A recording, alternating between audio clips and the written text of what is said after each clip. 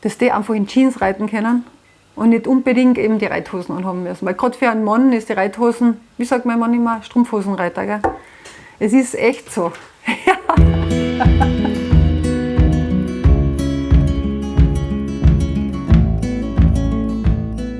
Wir haben sehr viele Stammgäste. Das ist echt super, weil es echt immer schwieriger wird, neue Gäste zu finden oder dass die neuen Gäste die finden. Das ist eben das große Problem in den großen Internet-Dschungel, was halt da ist. Und ich meine, es sind halt die Fernreisen so billig geworden, dass es echt schwierig ist für uns da mitzuhalten. Gell?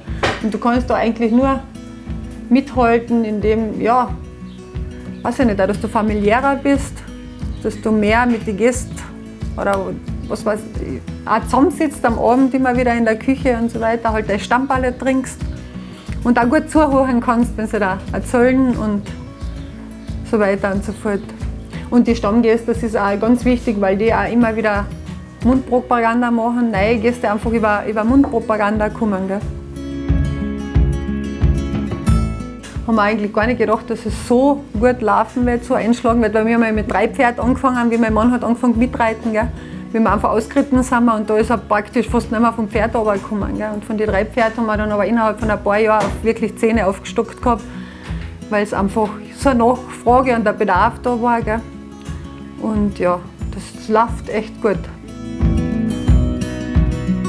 Also wir haben eigentlich alle Kategorien. Es sind echt die Anfänger, die einfach mal wirklich ins Westernreiten einschnuppern wollen. Dann haben wir aber auch viele Englischreiter, die einfach einmal die andere Reitweise kennenlernen wollen. Und wir haben auch viele Freizeitreiter, die nur bei uns reiten und dann einfach sagen, sie haben das ganze Jahr daheim nichts, aber da freuen sie sich, die Pferde sind brav, sie freuen sich auf die Ausritte, gell?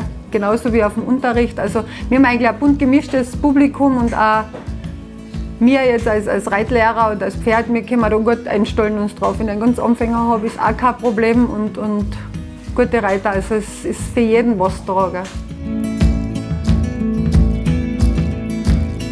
Du kommst raus, du bist auf der frischen Luft, du bist braun gebrannt, jeder fragt dich, wo du Urlaub machst. Urlaub am Reitviereck, weißt du.